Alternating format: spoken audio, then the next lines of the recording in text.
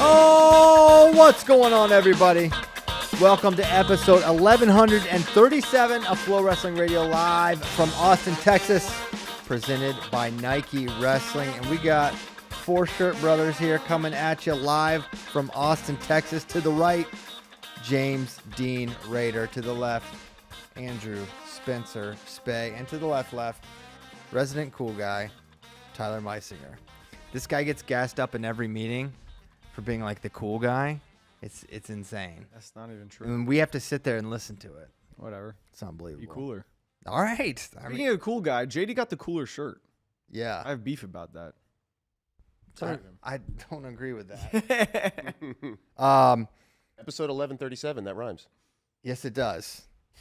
It's a big week, final X week. Cannot wait for that. We're going to get into it. We're all leaving tomorrow. That's why we're having a show Wednesday, which is today. So let's start talking a little final X. Final X. Let's start the main event. It'll be the last match in men's freestyle. Kyle Dake versus Zahid Valencia.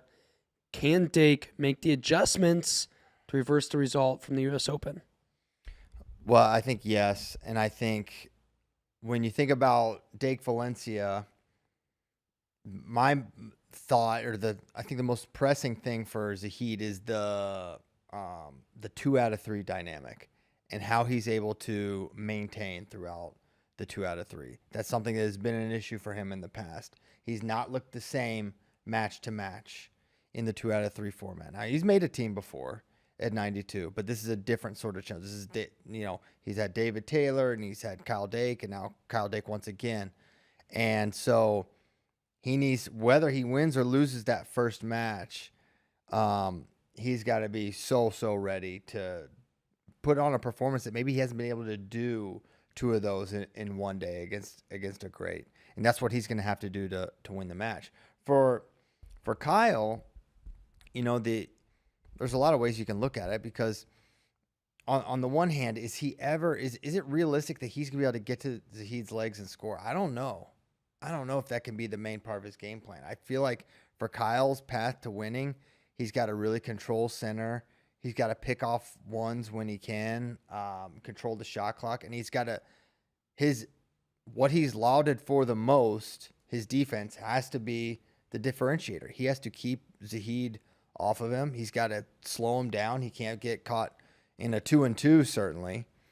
So really, it all comes down to Dake's defense, and can he slow down to an extent? He's going to get a 2 at some point, but can Kyle find his way to 4 or 5 points off a bunch of 2 or 1s and some shot clock? To me, that's what I think it would have to look like for Kyle. But make no mistake, Zahid should win this. He really should. But that doesn't mean he will. It's when I think about this, and I've gone back and forth who I think is going to win, it's like, well, I think Zahid wins the takedown battle. I think Zahid might even be more likely to get a turn. I think Zahid's going to be able to control center. But it is still just so hard for me to pull the trigger and say, for the first time in however many years, Kyle Dake is not going to make the team. Yeah. Because he's got that just winning X factor. I'm not saying he doesn't have it, but nobody has it more than Kyle Dake. But then again, I go back and go, yeah, well, he didn't have it at the U.S. Open. Right. Yeah, he's not invincible. Obviously, no one is. But when me and Kozak did a little whiteboard war, even though there's no teams that are competing against each other, so we're really just trying to make our predictions on there.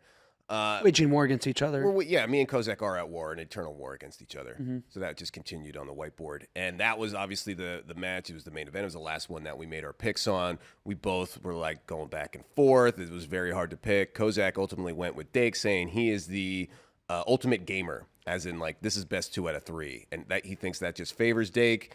It gives him a little bit of edge if it goes to 3 for all the reasons that you said, CP. And then I said he just, maybe it's time. Father Time may have finally made a difference, tipped the scales in Zahid's favor. And then also, if you look at the way that Dake has dropped matches to, you have to be top tier competitor. It's only been at, major events against some of the best in the world. And he has let matches get away or someone scored in bunches. And if Zahid can do that, which he did, then Dake has to go chase a guy like Zahid and run him down. And it's possible. And again, the longer you have the series go, the better.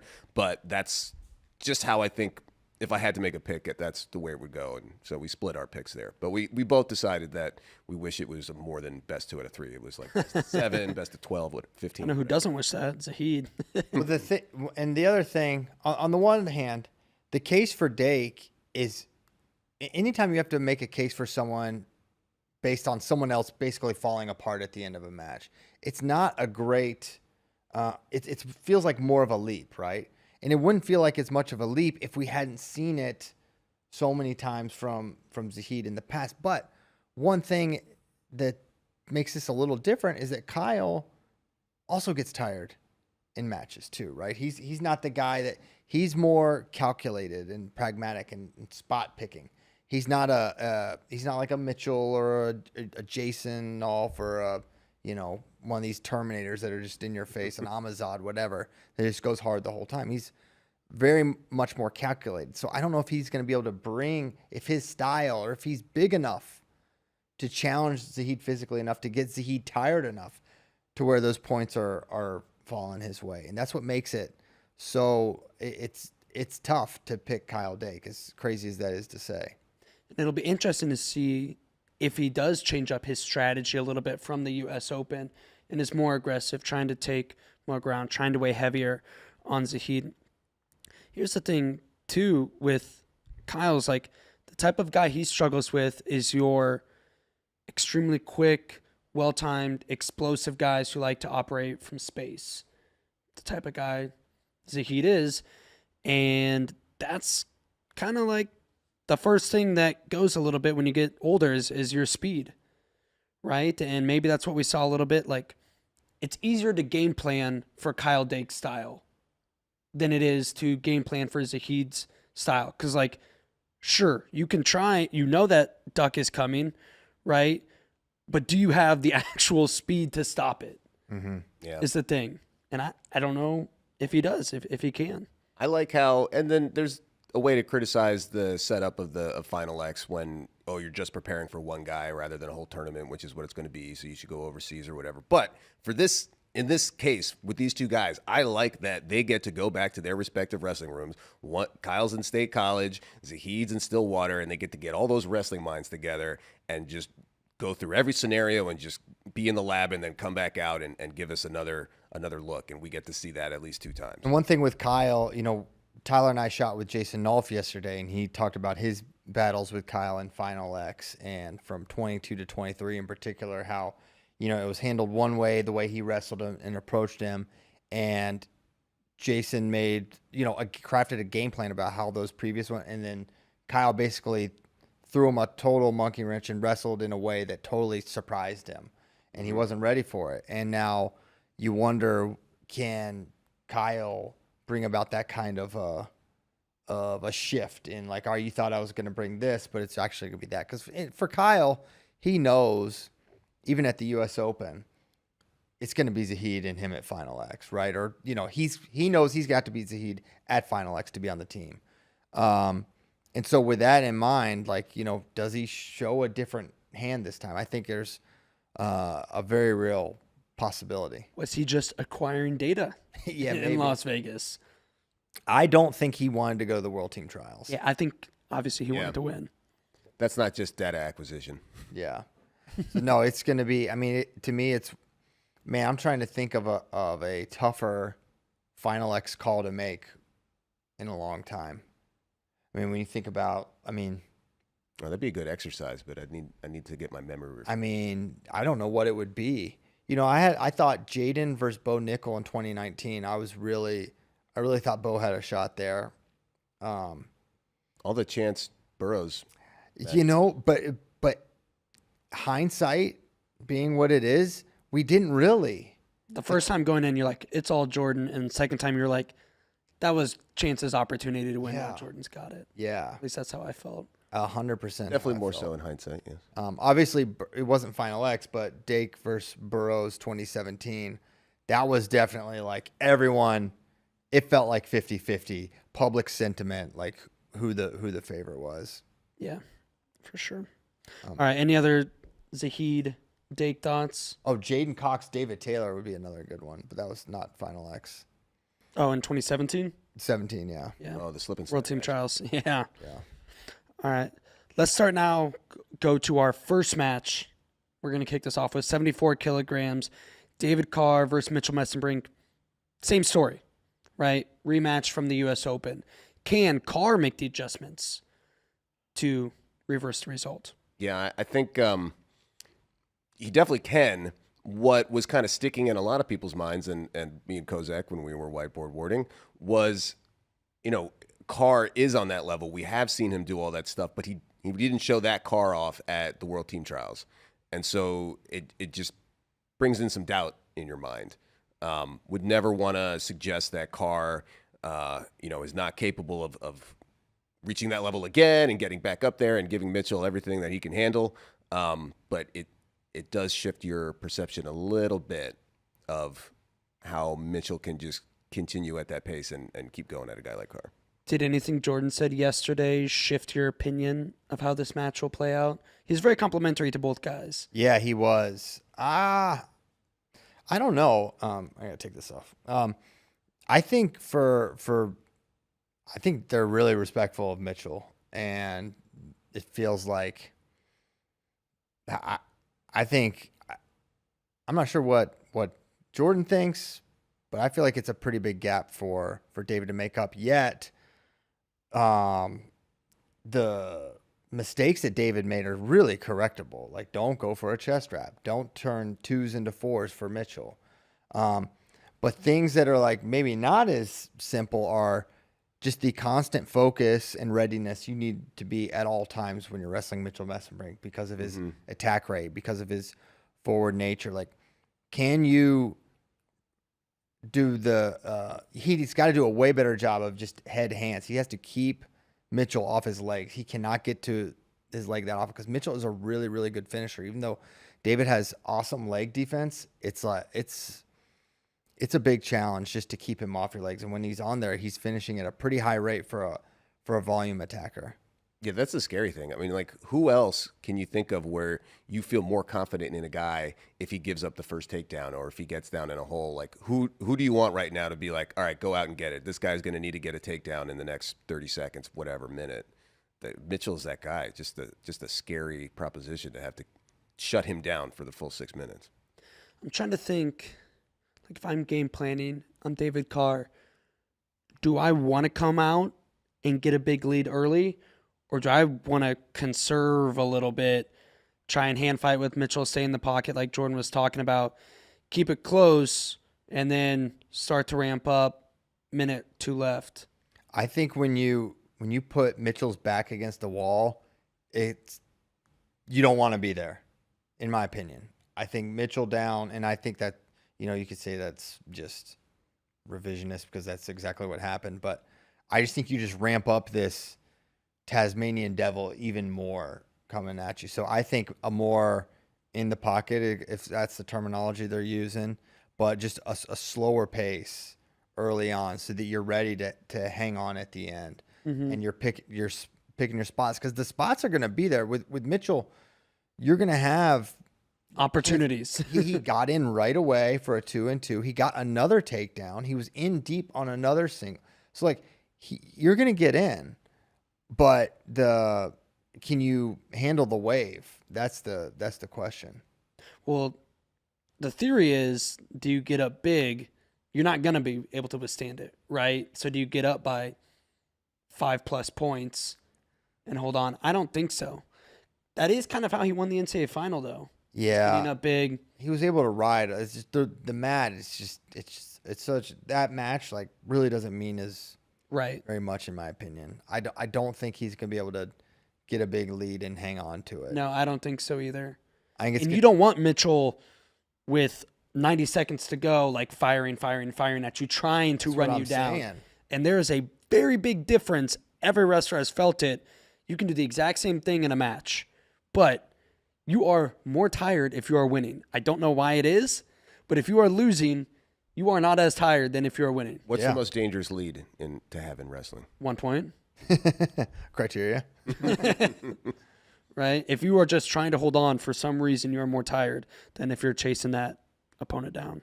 I don't know why that is. Mitchell did have like a minute and a half to sprint at Carr in that NCAA final in the third. Yeah. I don't know if this is, defer to a guy like Jordan Burroughs about how to game plan against a guy like Mitchell. I certainly don't have any more insight on it, but you think if there's a way to wear down a guy like Mitchell, I haven't seen it happen, but if you can use size and strength somehow and get in close and just kind of lean on him as much as possible, I don't know. You'd have to be in peak conditioning, the best shape of your life.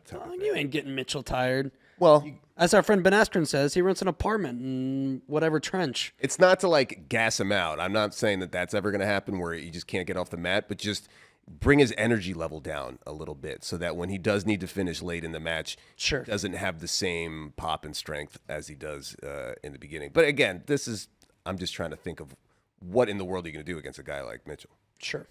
I mean, he's training. Carr has been training with Burroughs, who did kind of like. I know the focus was the antics of the match, but Burroughs like completely controlled Mitchell from start to finish in their match. Yeah. But Mitchell, you're younger. it's also Jordan. Jordan. I know. I'm just saying, Yeah. like, Big dog. there's obviously a blueprint and a way to do it. And if David has beat Mitchell already, I think that this is going to be a really, really, really tight series. Yeah.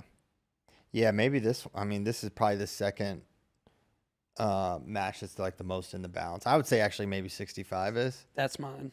Absolutely. And I think that's probably the one most likely to go 3. Yes. 65 kilos. I wrote a preview on 65 the other day, and someone to 86. Kind of went back and forth on who I think is going to win, because on one hand, Joey McKenna is more freestyle credentialed. Actually, he has the third most senior level matches of anyone competing at Final X. Yeah, I'm sure. I'm surprised it's not like close to the most. Right. It is close. Yeah. He's only outplaced by Helen, who's been senior level since like 2010, and Kyle Snyder. Yeah. Yeah. Then it's Joey. I remember you doing all that research. Yeah, Joey has like 170 senior level freestyle matches compared to Real Wood's 15. Yeah. But He's been on the streets. there is something about Real Woods, and I think this is the start of a very successful freestyle career for Real Woods. And I went back and forth. Ultimately, I went with Real as my pick to win this. One, because I've never seen Joey McKenna do it. He has wins over Yanni, Zane, Rivera. multiple over Seabass. Like, insert all the best guys at 65 from the past 8 years. He has beat them. Hasn't been able to do it when it counts. Put together a full tournament. I know this isn't a tournament, but maybe that's just a monkey on his back. I think Joey probably feels a little bit of that pressure going into this, where Real has nothing to lose Yeah. coming into this. And Real's got the X factor of parterre. I just think he has so much point scoring potential, not just from his gut, which I think is the best at the weight, but his head pinch is crazy, really effective, and he gets to legs. Can he get to Joey, who is like Joey McKenna? I've always felt like is the like picture perfect. If you're drawing like a wrestling stance, like Joey McKenna's is like one of the archetypes. Like it's just like really good, and it keeps guys off his legs. Him being that positional. Like, how is he going to be able to get to, they're both lefties. Real's left-handed single is filthy. Is he be able to get to it? Is he able to have to attack the other side to where he has a good secondary attack, but it's not, it's not the same as his left-handed. And, if it's a shootout, it's going to favor Real Woods. Now, both of them, I think, have tactical, blemishes they've shown in the past, especially late in matches.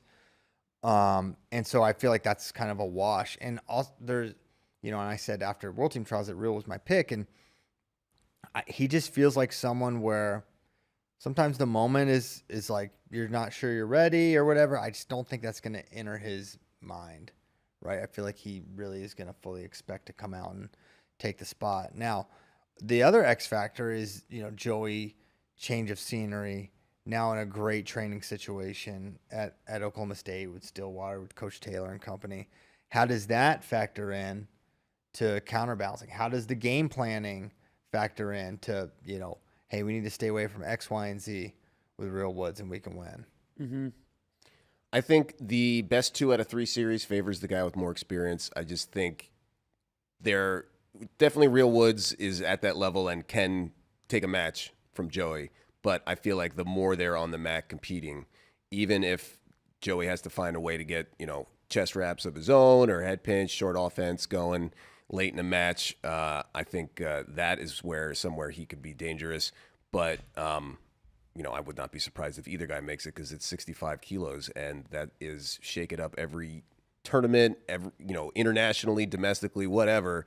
That weight class attracts so many good guys, and there are not that many, it's the only Olympic weight between 57 and 74.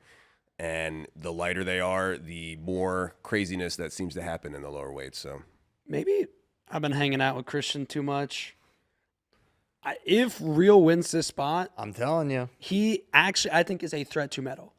I don't know if I'd predict it yet, but I think he is a threat. Hey, Team USA, anybody that team is a medal threat. but there's a higher threshold to get that designation at 65. That's fair. It's just harder.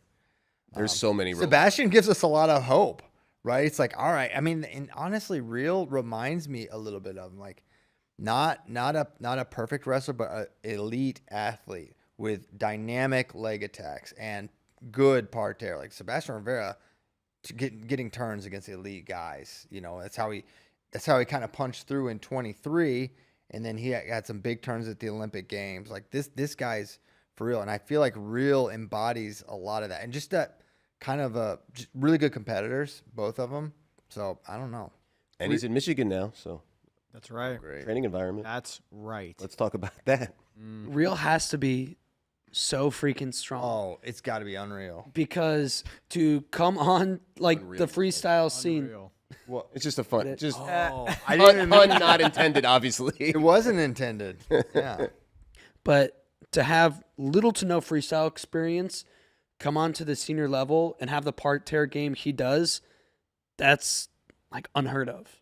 Yeah, it's unreal. And I think it's just because he's I was gonna say that every Damn it. time now. I think he's just so strong that he doesn't need picture perfect technique. He can just go. Yeah. He must have really been battling something his senior year too, because it's kind of unbelievable. It's sort of unthinkable that this guy wouldn't be a NCAA champion. But yeah, Real. Yeah, cannot wait for that one. The thing that we're watching Real that makes you nervous is I feel like he's susceptible to a comeback. He definitely gets on his heels late in matches. Mm-hmm. But yeah. I don't disagree with that. And then this is almost like the Dake Zahid thing. I don't know if Joey's a control. He's going to control you. He's not the best guy late either. Yeah. He's lost to Destrabats. That's true. At Pan Am's. And so, it's not necessarily Joey's strength, and it's not really Joey's style. Aiden Valencia, Jesse Mendez, these are goers. They're putting Create chaos. They create chaos. There's a lot of threats a lot of the time with those guys. There's not a better or worse. It's just Joey's style is just not that way. Yeah. And so I don't know if he's going to be able to run him down. Not that Real won't make a mistake. I'm sure he will. It's just I don't know if fading is going to be the reason Joey runs him down or beats him. Let's talk the other Hawkeye at Final X. Spencer Lee, Oh yeah. 57 kilograms, taking on Luke Lilledahl. You've said it, Christian, where some people don't realize how the parallels between their careers, where in some ways this is a battle of complete opposites. Mm-hmm. Hawkeye, Nittany Lion, guy several years out of college versus the guy who just finished his college season, etc., etc. The big favorite versus the underdog. But Luke Little's actually pretty similar in his career to where Spencer was at this point in his career. He is. The interesting thing about it is just how much has he. We know he's improved a lot. You can improve a lot, and it might not make a bit of difference against someone like Spencer. So you can dispatch. I hate that Liam is the guy, but like he was the kind of comparison. Okay, it was a close match, and now you kill him. All right, you're way better. That doesn't mean you're ready to make up the 10-point gap, or even, can you go the distance with Spencer Lee? It doesn't even mean that. So that's what I'm so curious to learn, because all his improvements, all his skill is really impressive. And then at the end of it all, Spencer can just get one takedown and end it. Yeah. And that's what's interesting about the matchup. It's like, all right, how much better is he really? And is he better in a way that matters for someone like Spencer Lee? I just think Luke's going to game plan it well, but he's the guy who does like to operate from ties. And just when Spencer gets his hands on you, gets those mitts. That's right. He's going to shoot that high crotch. He's going to get on top. And I don't see a path to victory for Luke Lilledahl. Yeah, just such a beast in parterre, Spencer Lee. And I agree that Lilledahl has a very similar set of accolades, set of accomplishments at his age. And 57 kilos is a weight where you're going to see 20, 21-year-olds just show up and now be senior level ready and now be medal threats where, they may only have age level medals before. So it's not crazy to think, Lilledahl's ranked, 5th or something in Kozak's international rankings. And it's backed up with wins. It's backed up with the guys that he beat at U20 Worlds that are then making, Russian senior teams and stuff like that. But it's Spencer Lee. He was just that much more ahead of the rest of the field every year that he was developing, and he hasn't had obviously the unblemished record that maybe that the hype was expected of him, but he's still that guy, and I'm gonna have to see a lot of catch up and a lot of more vulnerabilities and a lot of Spencer not having the advantage in stuff like parterre or his strength and his hand fight. One other current Penn State guy competing, Levi Haines. He's taking on Evan Wick. This will be match number 2 in the match order. They wrestled a year ago, World Team Trials. It was a pin for Levi Haines. So Levi Haines, your favorite, but Wick is tricky. Can he throw enough weird stuff at Levi to change the result? I think he can. I think he needs to, this is where it gets difficult, but the best thing you can do, or the worst thing you can do, is take a lot of bad shots or take volume attacks against Levi, whose number one takedown is a down block reattack. So you have to be super, super cognizant, super aware, super careful. But he also has great range and ability to get to legs. And when he gets in, he's a really good finisher. So I think Evan has the offense to go point for point with Levi. Yeah, I agree. I think Evan presents a set of obstacles, of difficulties that are very hard to replicate in a practice room. His length, his reach is just, it's going to be the tallest guy you're going to wrestle, almost guaranteed, for the rest of your career. Can he get into the positions and the scrambles where he can use that to his advantage? But on the other hand, Levi is just surgical with those reattacks, and that's hard to do in a 3-match series or a best of 3 to stop a guy like Levi for over 2 matches. Yeah. I think just too much horsepower on Levi. I think he's gotten too good. I think about who was wrestling? Keegan at World Team Trials last year, where he got super extended, was just able to get his fingertips locked, somehow pulled himself all the way in, picked him up, and put him down big. And so I don't know how you combat that. Yeah.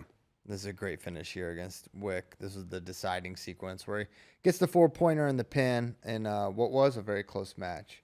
And I think Evans made improvements over the last year as well. So definitely can't discount him there.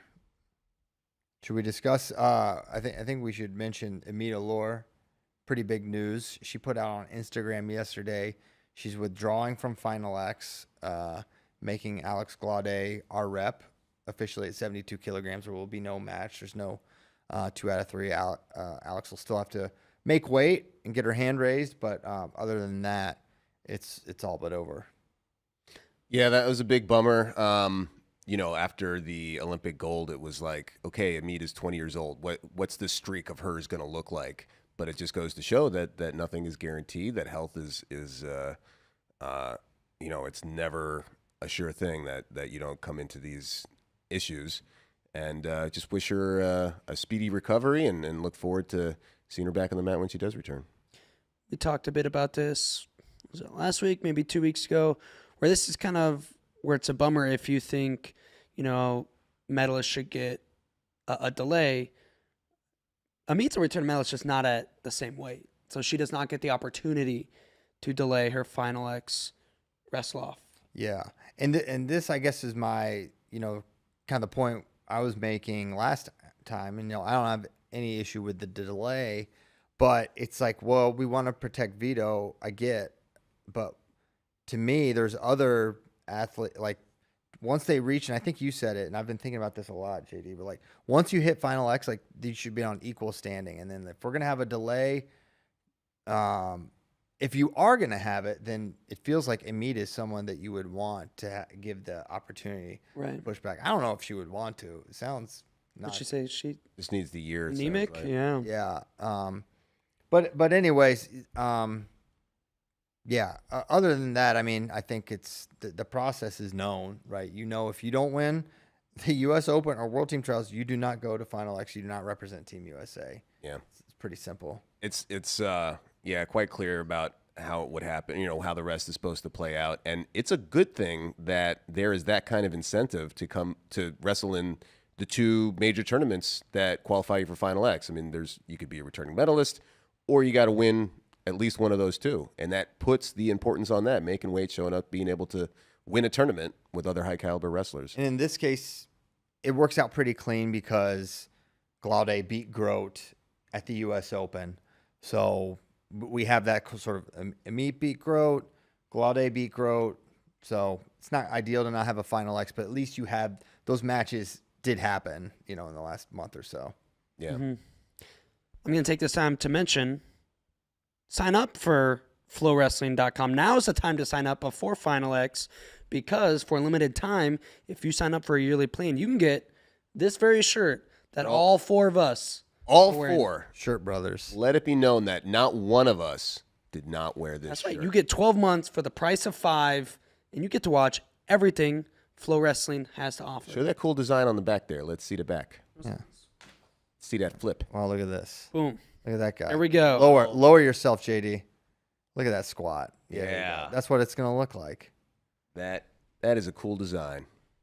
Good design. Yes, very cool shirt. So go sign up for Flow Wrestling. Tell your friends to sign up. Limited time offer. Limited time. Now's the time to do it. Is that as long as supplies last, right? They only have so many of these shirts and they're not ordering them again?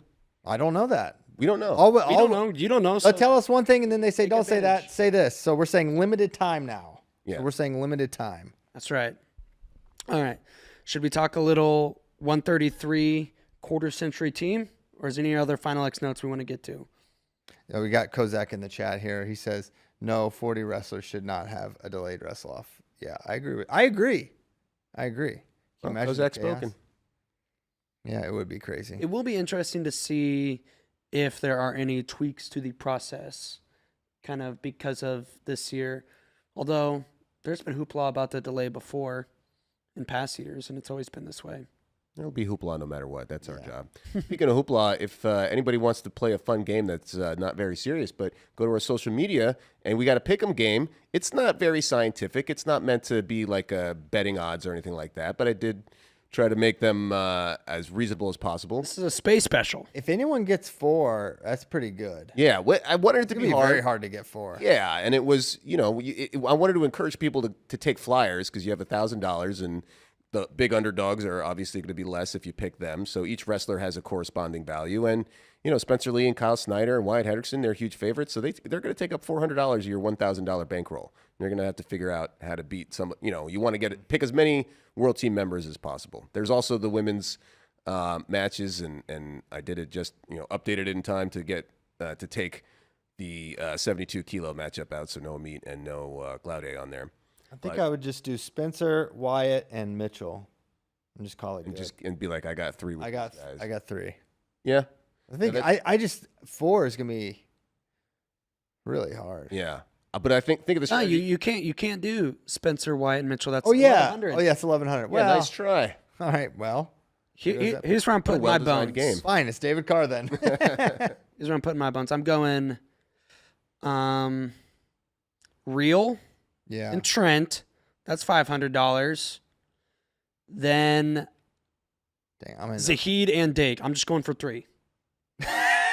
Well, another strategy. Gonna get one. Guaranteed L is so Why funny. wouldn't you just pick, Guaranteed W. That's how I look at it. It's not the guaranteed L that you're going to take. It's the guaranteed W. That's right. Well, one way to look at it is to say there's going to be a lot of people playing this, so you got to figure out a way to get an edge. You basically just have to play the underdogs. Yeah. Because because everyone else that just picks the favorites and says I got a guaranteed 3 here or I got a best shot at 3. I know where Sion's putting his money. Trent Dilfer. Oh, Trent Dilfer is involved here. That was Sion's. One of the many. You should have made Dilfer a dime. That was, and Yeah. not to pick on Sion, but he was mad that he wasn't being included in a heavyweight preview, NCAA preview. Like we're doing a little stand-up shoot thing. He's like, "How come I'm not in this?" And I'm like, "We have to know about the heavyweights." He's like, "I know about them." I'm like, "All right, name them." And then he's like, "Well, there's that guy Trent Dilfer." I'm like, "No, he's not going to be in the field, Sion." But yeah. Play the game. Put your picks in the comments, and then you get bragging rights if you pick the most.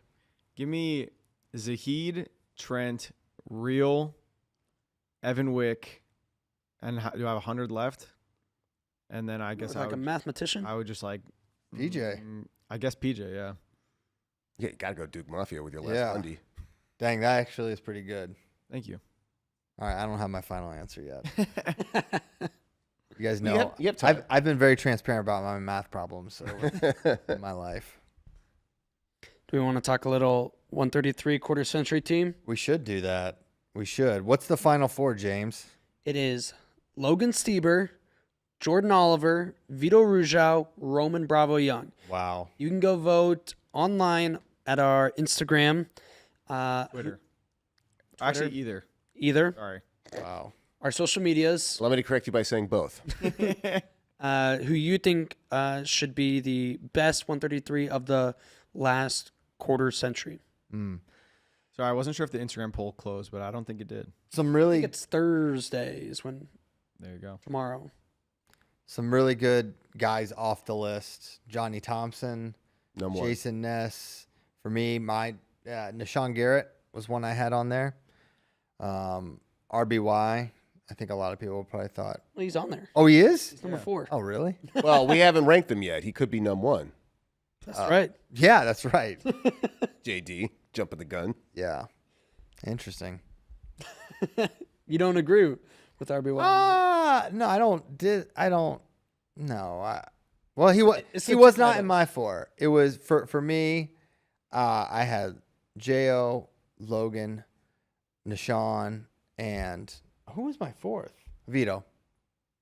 I had Jason Ness on my top 4. That's really good. He's Hodge. the only Hodge winner from 133 in the last 25 years.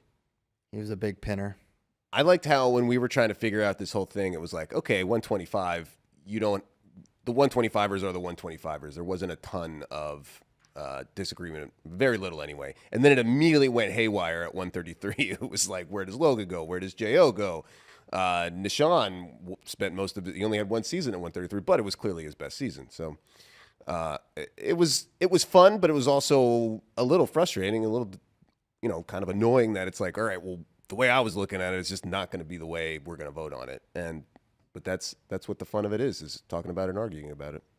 If you are looking for who at their best, at their peak, was the best or was unbeatable, there's an argument for Cody Brewer.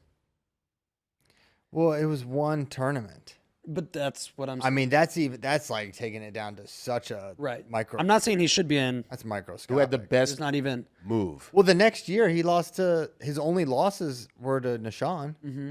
So he was still that guy. It's just Nashawn moved up He wasn't the same. because he didn't win. Right. These are the results of our Instagram poll right now. To me, maybe the best 133 season I can remember was 2010-11 Jordan Oliver.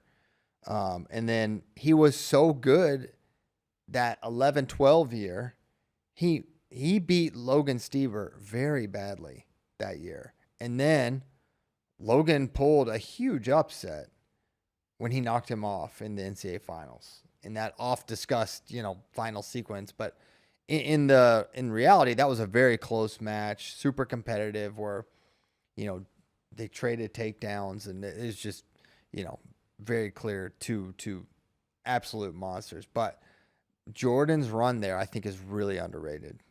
Absolutely. But Logan has the ultimate trump card. Yeah, he won 4 titles. Four-timer. 4 titles. I beat you in the NCAA finals. And his Logan's sophomore year beating Tony, which honestly, Tony's best year might have been that year he was really chasing Logan. I mean, he was dominating everyone. He was not having close matches. It was all, basically focused on Logan. He got close a couple times, and him just holding off Logan, or Logan holding off Tony at the duel, Big Tens, NCAAs, it was really, really impressive. This is why we need you in this discussion, CP, because I was following the NCAA during these years, but it was mostly like, I just kind of want to get the results so I can get them in my spreadsheet or whatever. Oh my gosh. And so I've been looking at those before. So my initial reaction to all these exercises is, okay, well, it's career. It's who did the best over their career at that weight class. But knowing how that season went, knowing what these guys went through, knowing he was the man, the season-long stories, I was not dialed in at that point. So it's good to have that, and it'd be good if we had an even older head here that could be like, hey, 2002, 2003. I mean, Sion has some good insight on. Yeah, they're all Cyclones. Well, yeah, or the Big 12 at least. Or his friends. Yes. But for that range of knowledge, it's great to have him there for. Yeah. The disrespect to Jordan Oliver in this Instagram poll crazy. is The kid. crazy. Yeah. The Instagram kids, they don't know about 133. Well, they're going at. They're JO. saying Coach Logie Bear is the 4-timer. So I do think when you factor in everything and just forget that he won 4 titles, Logan, I think his dominance is something that people should, and you don't see it a lot of lightweight dominators like this. Mm-hmm. We've seen a lot of them in the 57s and up, 49 even, but down low, you had Spencer, but how many other 25 dominators have we seen? How many, what Logan Stieber was bar halving everyone. I do vividly remember the way he was just bullying people. Oh. And he never looked like he was. I mean, he obviously was a big dude for the weight class, or looked strong, but it wasn't like Brock Lesnar's coming in just in miniature form. It was impressive. No, super impressive, and that for me is what separates Logan from everyone. Is not just that he won 4 times, but that he was just ultra dominant, always looking to score. Look at some of his NCAA brackets, bonusing his way through.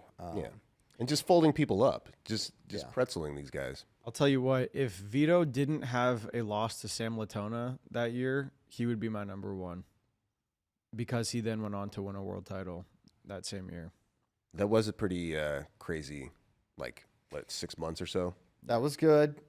I think freestyle is his best style for sure. I mean, beating Roman is such a dominating big feather. Dominating Dayton and then Roman. That was crazy. And the Latona loss does I mean, Latona gave him a match that year at NCAAs. That was his closest match. Yeah. Freaking Sam Latona. But yeah, I think it's Logan. I mean, Undefeated seasons to me matters. yeah. That's why I Going said that. wire to That's why I said wire. if he didn't lose to Sam, he would be my number 1 just because of all that.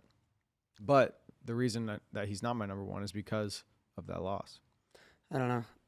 Sure, I'm not saying international success doesn't matter, but when we're thinking about an NCAA team, I do weigh NCAA a little bit heavier.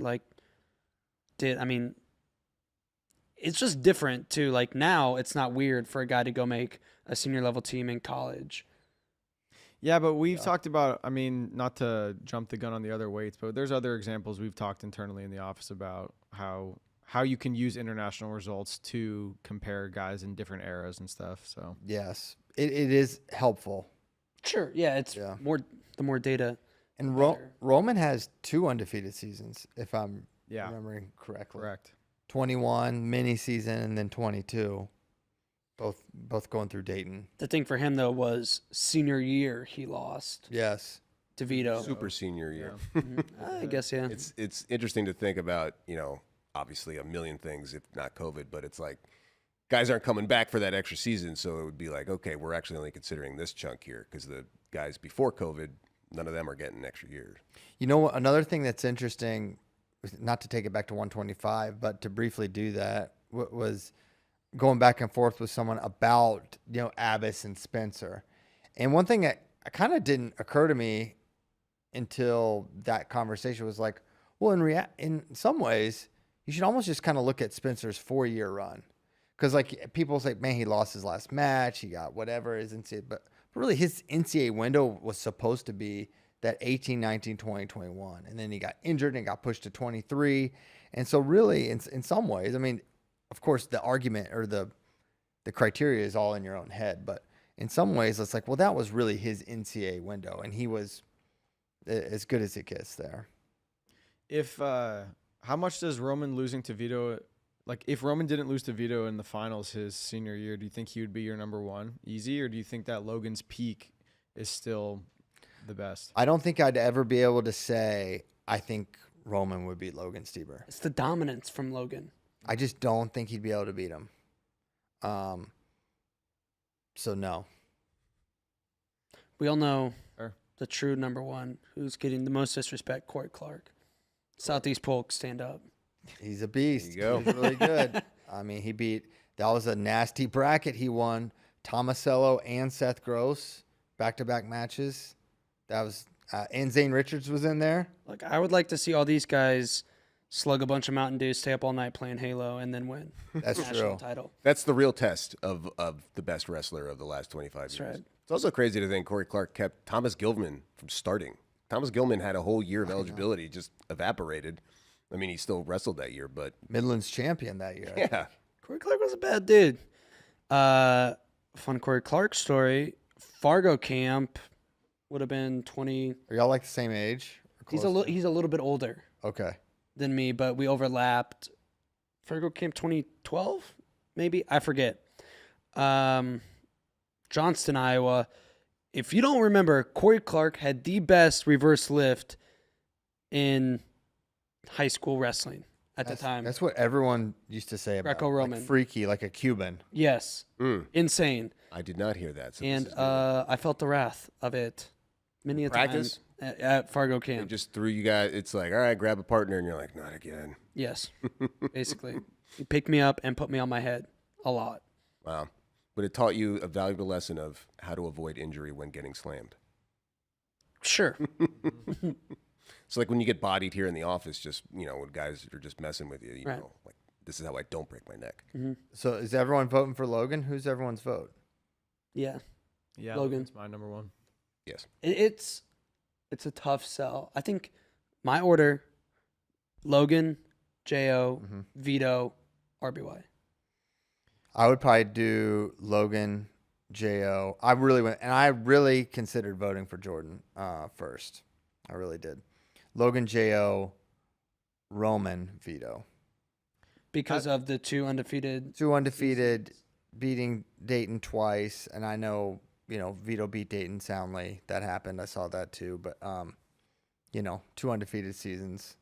That was also my order, and it felt weird putting RBY over Vito because Vito just seems like the guy and has seemed like that guy, but it just made sense. I could not reconcile the Sam Latona loss in my head in these rankings. I think we had all unanimous then. Vito also had like a crazy broken up. He was 2 years off the mat. COVID and Olympic shirt. Mm-hmm. Yeah. So it's like, what's his window and what do you consider and all that stuff. You basically just have to throw it out and be like, all right, we're going by vibes. Tyler, you want to get to some questions before our guest joins us Let's hit in a it. bit? Sweet. We also have to talk about our good friends at Nike soon, Tyler. Just talking about him right now. Let's do it right now. Okay, Tyler's going to pull this up, and we're going to pull it in so you guys can see the Nike Inflix 4. They are now for sale. Okay, I'm going to read this. now they're going to get pulled in, and it's going to look cooler. All right, there we go. All right, getting to the top of the podium is tough, and staying on top is even tougher. The Nike Inflict 3 was the most popular shoe in college wrestling, but after years in the lab, the all-new Nike Inflict 4 is available now. Lightweight, durable, and with a match-ready feel the first time you lace them up. That's very important. The best shoe in the game is now even better. 8 colors you can get them in. Look at this green. I like that. Oh, That'd be, yeah, I like that.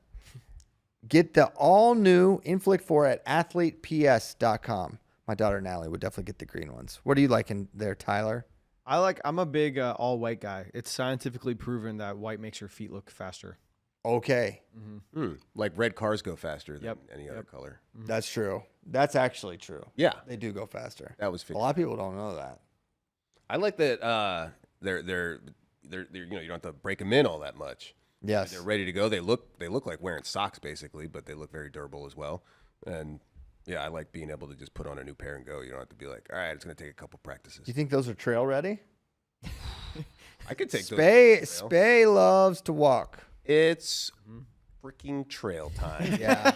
I wish I covet actually your trail situation here. Yeah, I'm a few blocks away. Me and Tyler did a real nice trail last Saturday. We had some trail time, some duo trail time, and yeah, I would wear those out on a trail. Why not? Okay, there you go.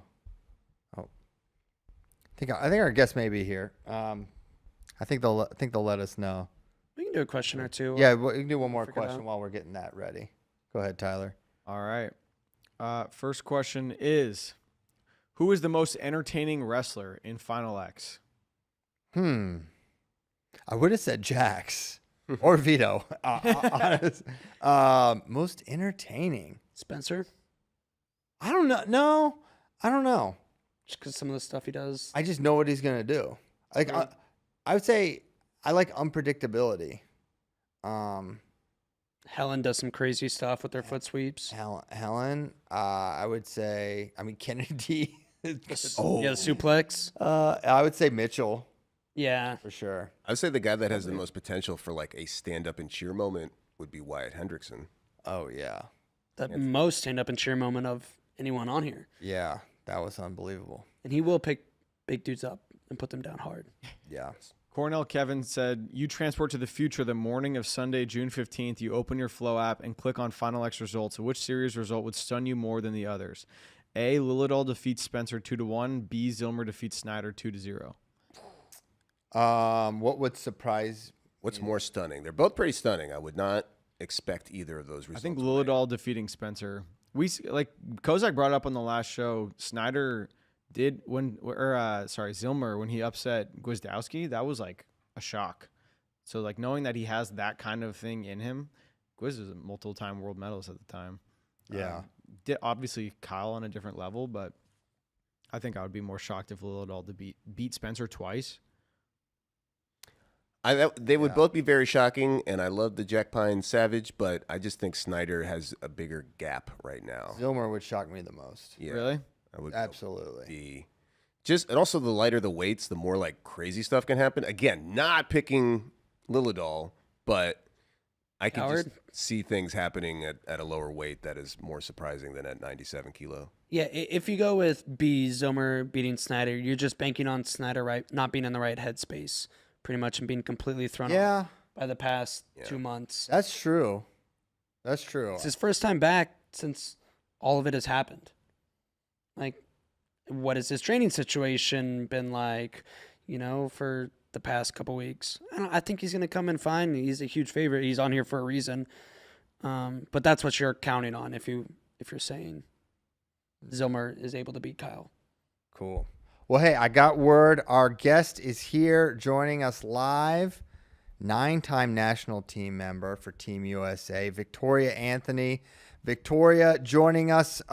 So excited to have you on, and very excited. You're going to be on the call for the women's freestyle Final X with David Bray. Victoria, how are you doing this morning? Doing awesome. First off, I just want to get your overall excitement level for Final X on the women's freestyle side. What matches or what aspects of Final X have you the most excited? I'm So excited about this younger generation. There are so many girls coming in. The year after the Olympics, it's like a reset year, right? And we start to see new stars rise. Audrey Jimenez being one. There's 9 out of the 20 girls are 22 and under. So I'm Wow. just excited to see that. And these girls start to come into their own on the world stage.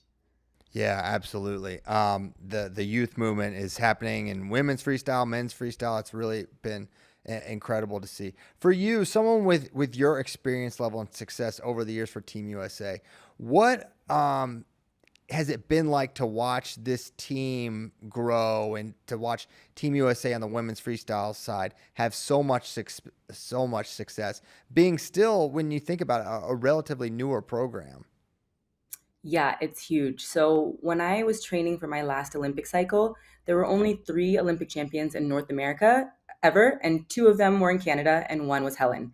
And now the US alone has 4, right? So just to see that progress that we've made in such a short period of time, and in a a relatively young sport, it's great to see. And knowing now that 46 states have women's wrestling on the sanction level. And then there's 4 D1 colleges, I think, and quite a few more that have club teams. Yeah. It's just going to keep exploding from there, which is only going to make our senior level team that much better.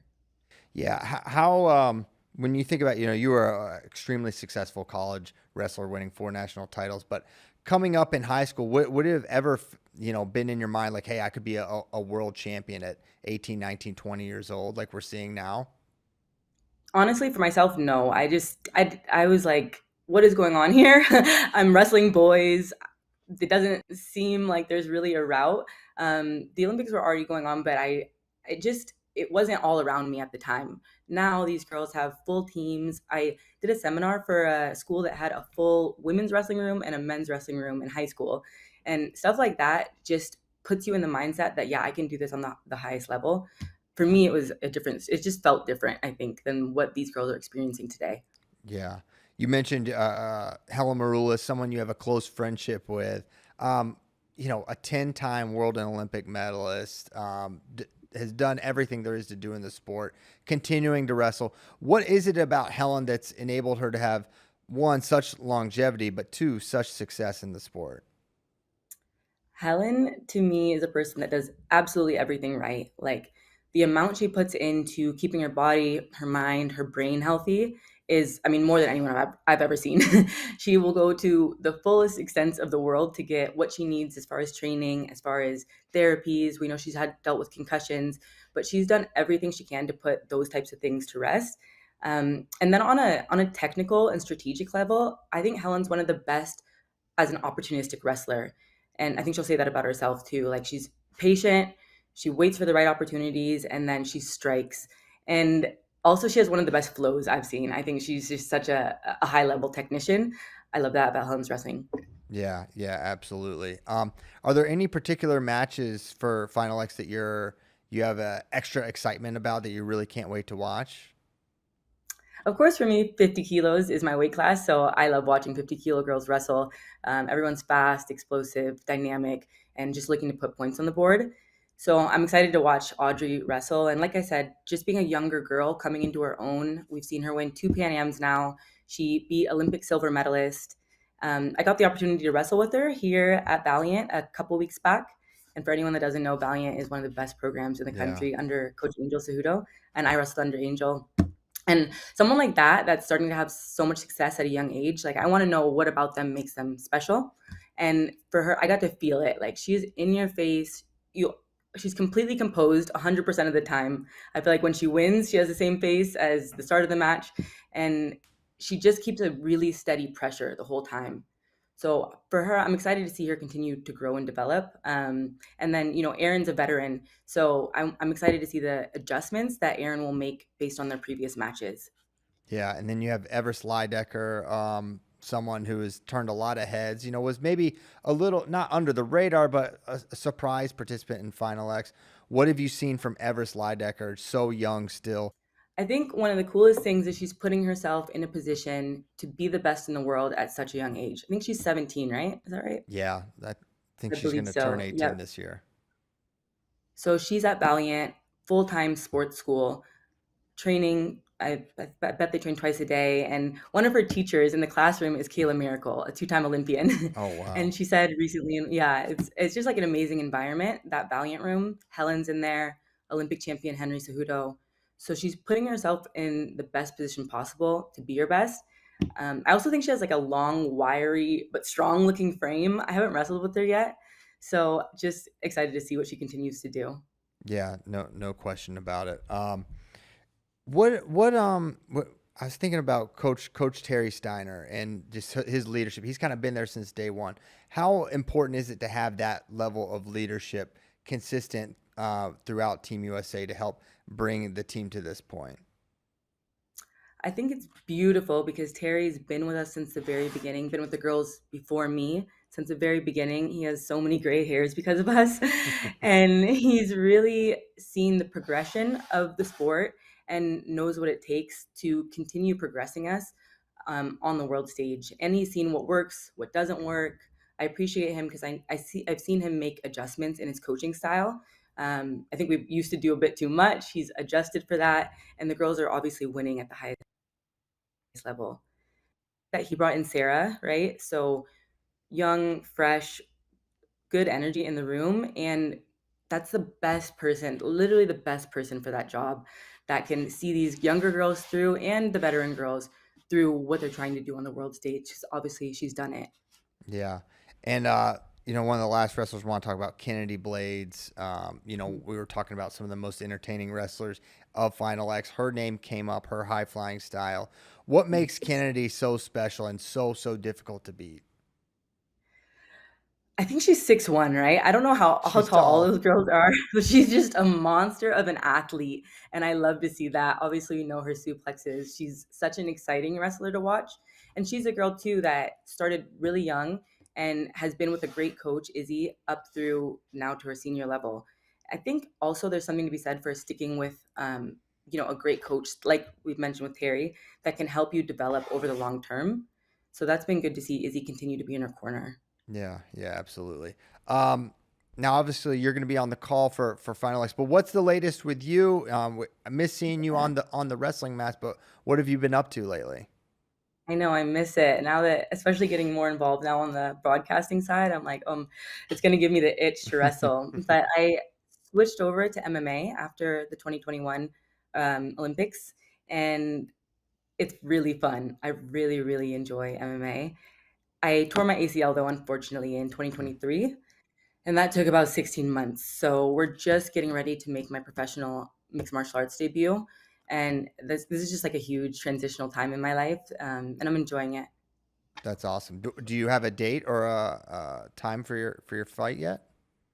So this MMA thing is tricky. Like wrestling, you have a calendar date. Yeah. You know when you're going to wrestle. You even know in 4 years when you're going to wrestle. I have not been able to book a fight yet for my pro debut. Yeah. I thought I was going to fight this month in June. It's looking like it's going to move towards August, but MMA is such a funny game to be trying to play. You think I'm training 100%, I'm ready to go, and then there's no fight. Right. So just really learning to be patient with that. And then, but I'm still so young in this sport that I'm making improvements in my striking every day. I have good hard rounds in the gym. A lot of great girls train at Fight Ready where I'm out of. And yeah, we're just progressing. Well, that's awesome. Well, Victoria, we cannot wait for to hear you on the call for Final X. Can't wait to see you out in Newark, New Jersey. Do you have anything else before we let you get back to your day? Really appreciate you coming on and giving us a little bit of your time here. Yes, of course. Thanks, guys, for having me on. Just another note on the explosion of women's wrestling. I'm really excited. The difference between when I competed and now is that there's such a broader stage for these girls and so many more opportunities to be a world champion, right? So there's 5 age category world championships they can compete in. I think that's going to continue to help progress these girls, and seeing the men's side get these crazy NIL deals. Women's seems to always be like 5 or 10 years behind. So just knowing those opportunities are coming for girls is something that has me super excited about the present day state of wrestling in the U.S. Yeah. The growth is extremely exciting for the sport, and you've certainly been a big part of that. So we thank you so much for your time, Victoria, and we'll see you very soon in New Jersey. Travel safe. We'll see you there. Thank you. Bye-bye. Bye. Victoria Anthony. ladies and gentlemen. Great having her on. Got me even more excited for Final X. We should once again, Tyler, go over the schedule. Because it's a little bit, right? Because we got True Thirds. Yeah. Right? You're not going to want to miss those. Some big matches you mentioned Starachi Kekheisen we're going to see in freestyle. I think there's like 7 women's matches, if I'm remembering correctly. So those get started at 12:30 Eastern, the True Thirds. And then the best of 3, round 1. You really don't want to miss this. It starts at 2 o'clock Eastern. And Tyler's showing the schedule here. Maybe we'll see it. And then so they're going to do that first round, and then round 2 and 3 will get going at 5 o'clock Eastern. So going to be 2 simultaneous mats, 1 men's freestyle, 1 women's freestyle. exactly right. So bust out that split screen if you're on the laptop, or 2 screens. Yes. Yeah. 2-screen experience. We're all familiar with it now. You might be enjoying a 2-screen experience right now. For all we know. Sure. Okay. It's the only way Spey consumes media. Refuses to devote all. The only way Spey so consumes salty. anything, he's like, oh, there's a movie. Let me read how it ends. Now I'll go see it. Yeah. Yeah. Now It I'll is sit in actually the an theater insane and move. scroll Twitter the whole time. Some movies I'll go in, completely blind or whatever. But if it's a movie and I'm a little bit through or whatever, I'm just like, all right, let's get to the bed. Let's figure this out. It's terrible. That is Yeah. just crazy. And Tyler is super mad. You love to act like this is normal, though. Everyone's against you here. Oh, you're against me. Oh no! Wait, you're not gonna change me. First of all, second of all, you've been so sore with me ever since you turned me on to that TV show, Attack of the Titans, and we've talked about it not what it's before. called. And Revenge. Remember the Titans. Many Titans on the attack. My bad. And it is a funny show. I'm glad that people enjoy it. I enjoyed parts of it, but I can't take it seriously, and you resent me for that. Yes. And I consider it like a comedy, and you're like, do. no, it's actually super serious. There's also resentment because you refused to invite he and JD to the movie 2 weeks ago. Friendship. That's true. Oh yeah, The movie's literally called Friendship. and you're blaming me like you and Kozak couldn't invite anybody. You were else. the ringleader. I assumed you had other correspondents. No one else going. is allowed to invite anybody else. When I say let's go to a movie, that's it. I'm shutting down all other conversations. There's a dome of silence. What is also being left out of this is several days before this, I said, hey, Spey, we should go see Friendship sometime together soon.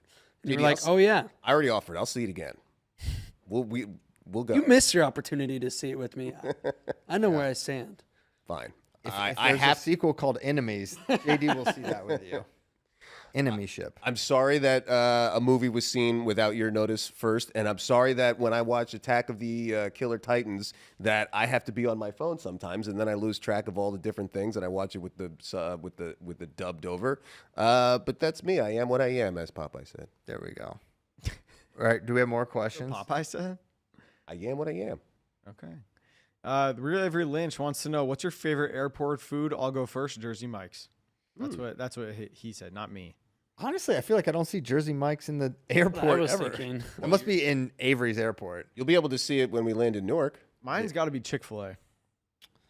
I will go. I try to not, but if I am, I like just getting Chinese. Like if there's Panda, it's gonna happen. It's gonna happen. Whatever's in the lounge. Yeah, but my absolute favorite is when they have the little sushi you can grab.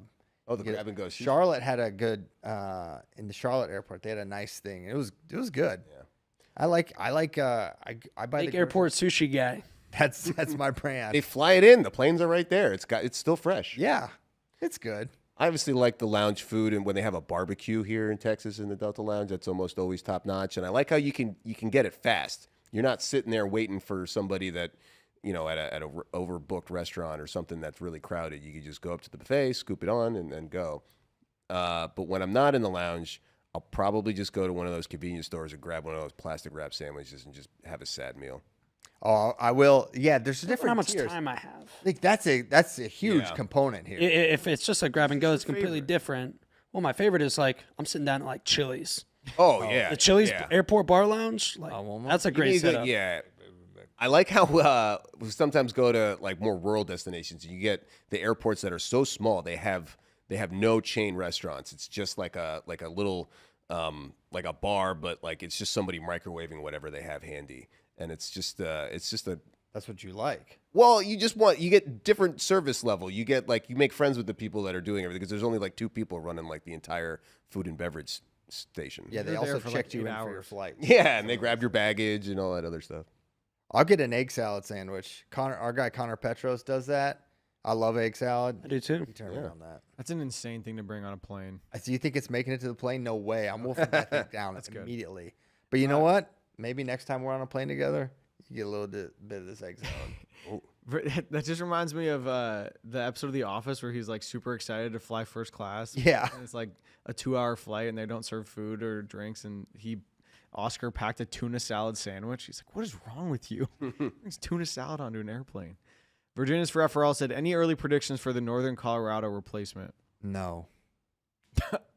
Hey. I don't have any. Okay. Yeah, no, I'll learn more. no scoop right now. I'll probably learn more at Final X. All right. Salty Walk On wants to know, if I get anniversary flowers delivered, do I still need to get another card? This is a good question. I think you do, and I think you should. And I think you should want to, because I know how the flower cards work, and they can be a little limiting, and so you can't write that much, and it's also printed, so that's not good.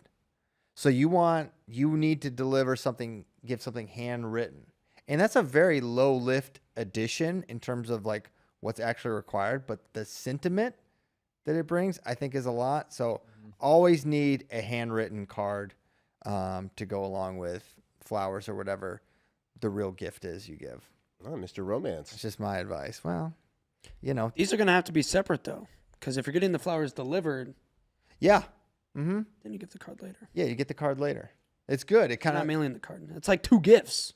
yeah, 2 for 1. it's good. Are you writing this down, Tyler? Yep. I'm literally, you hear me typing? That's, All right. That's me You better be. writing it down. Trying to school you, son. Well, the next question, I wasn't sure I was going to ask you this or not, because I don't know if you understand what it's asking because you don't play sports video games. Oh, assume. I do so. Okay. I So, freaking truck stick Caleb and Madden regularly. okay.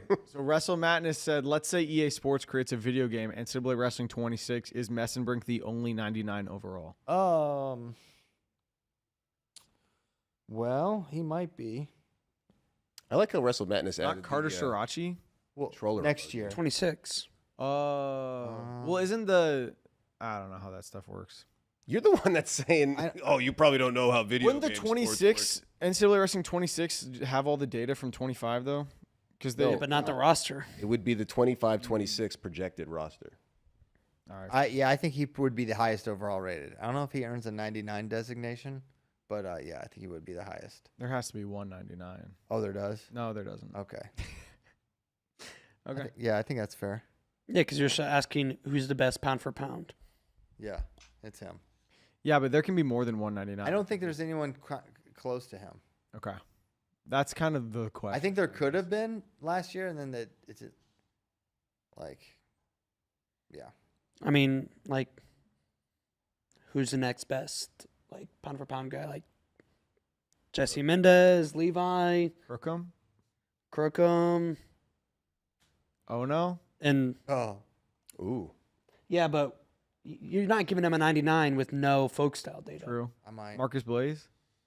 right? No. Again, not with Not no yet. college Not yet. data. So for this year, Mitchell's going to be your highest ranked. That's in the update, like mid-season update. You know when you download. Yeah. And What do you give Jesse Mendez? He's in 90, 98, 90, 97 overall. high 90s? 95. Okay. He lost last year. Yeah, I know. It's true. That's why he's not 99. What about... Random names. Yeah, I'm just going to... Honestly, Kasak had such a good year, and then Yeah. he just lost to Joey Blaze. He blew it. He was having an awesome season. Joey Blaze. It's his number. I'm gonna sneeze. Let me answer after he competes at Final X for True Third. That's Oh right. yeah, another great athlete we'll get to watch, and his I brother will be there too. That's I right. saw Purdue Police post. Bros. He has the opportunity to become Purdue's first ever national team member, Dang. which seems surprising. Is Matt Ramos going to the Philippines? I still think that is maybe not done deal or like working. Finalized? Yeah. TBD. I don't know. I haven't really heard about it in a couple of months. I haven't so. either. I hope he's going to do I'm pretty sure freestyle. somebody asked him because he was at the Open or maybe somewhere else and asked him about it, and he was kind of like, I don't, maybe Philippines not. is getting kind of a lot of U.S. guys. How is that going to work? Shout out to the San Francisco Wrestling Club. I Yeah. was gonna say, isn't your friend Mancini like basically a de facto coach of the Yes. Philippine national team? He has represented the Philippines on the world stage before. Well, what I'm saying is it's going to be a lot harder going forward because of The new transfer rules. They're going to have to put in just as many guys as transfers. Speaking And of then it's right now it's 1-to-1. It's eventually going to become 2-to-1, I believe. Yeah, that was a weird wrinkle they put in there. Speaking of transfers, Masumi to Armenia. Oh yeah, we haven't Locked even in? mentioned that. I don't think it's been officially announced. But Like Mitchell, 99. sounds like all of our Iranian wrestling friends that have the scoop are confirming it. That is an insane shakeup, and Hey, I Mr. don't Worldwide. I don't like it. It's not good for us. It's another big time threat in the field. 2 roadblocks, just like before. You'd be like, how do we get past if you have Geno and Taha on the same side of your bracket? And You got to so- be gold medal caliber. right. This all started because Iranian wrestle-offs, Zare beat Masumi on what he thought was a controversial call. It was like a chest wrap situation where Masumi got in on a double. Zare chest wraps him. They gave Zare 4. It was the right call, Sounds about right. in my opinion. But Masumi didn't like it, so he took exception to it and probably felt like the cards were stacked against him Yeah. to make the Iranian team. And so he said, all right, I'm going to be the first big-time Iranian transfer. Let's go. Kozak was getting some info. There have been Iranians. There's been Iranian women on the Azerbaijan team. That's actually 2 programs that are pretty close. They're the same. A lot of religion overlap there, Shia for Iran and Azerbaijan. But Masumi is like from an ethnic minority in Iran that's not Persian, and I guess Talesh or something like that. I'd never heard of it, but me and Kozak looked it up, and apparently that group is not really treated all that well in Azerbaijan. At least that's what Azerbaijan? Azerbaijan doesn't treat. So Masumi's not. Oh, that's why he's So not. Azerbaijan was recruiting Masumi for like the last year. This is our Iranian source is talking to Kozak, saying, there was a lot of grumblings of Masumi trying to go to Azerbaijan. Azerbaijan was trying to pay him, but his family was like, we don't really feel all that comfortable training and competing in Azerbaijan, was kind of the gist of it. So when Armenia stepped up, they were like, that sounds like maybe a better option. The only good that can come from this is the twist of the knife to see Masumi beat Zare in the world championships. Oh, they made the finals. That would just be If it can't be Wyatt or peak, Hilger, peak wrestling for me. yeah. So you can't lock it in. Oh, so it won't happen this year. Well, They might have to sit until 27 or 28. All right, so it's good for this year. All right, well, I'm less worried now. at least, and the other upshot is they're both so young, which maybe is not such an upshot, but they're like early 20s, both of them. Yeah, So they have they were just gonna be going back and forth forever. yeah, with nowhere else to go in the lineup. Yeah, For audio listeners, Kozak put in the chat, he said UWW transfers can only be submitted October to December, so it's not locked in yet. But apparently Armenia has made the offer and Masumi hasn't accepted yet. Oh, okay. So maybe a little premature in the Masumi talk. All right, thank you, Kozak. Cool. Any other questions, Tyler? No, that's it. Okay, then that's it. Reminder, limited time only. Sign up for an annual subscription. Got to be an annual. Get the free shirt along with it. Thank you to our friends at Athlete Performance Solutions, Nike Wrestling, for their support of the show. And we will be seeing you all in Newark. I don't know who else is going, Alex. I know you are. We all are. We all are. Everyone's going? Pretty sure the entire gang, Even- the Austin gang, is Even Kozak? even Brozak. Oh no, actually Brozak isn't. Yeah, okay. Good, because we can't travel together. Everyone minus Kozak. All right, well, it's gonna be in. Leon's already there. No, he's not. Oh yeah, no. We just saw him. I had my first Shipley's donut. It was okay. I totally fell off the. I totally fell off the wagon this morning. Oh my gosh, yeah. I I'm- just noticed. Look at this. I'm eating. I normally don't do this, but then when I break bad. You had a whole box of Wheaties, so you're fine. I'm not Okay, gonna, Walter White. I'm not gonna eat these. But yeah, I already had 2 breakfast tacos and a donut and some of this A candy. very good donut, an okay donut, a very A good. very good donut. You know, 5-star donut. Five It's It's star made donut. by a doctor of donuts. yeah, he's a Dr. Donut. 5-star donuts. All right. Well, we thank you guys so much. See ya Saturday, Final X, 2 o'clock Eastern. I'll be there with Jordan Burroughs. That's pretty awesome. Can't wait for that. Can't wait to watch the wrestling. Thanks a lot. See you next time.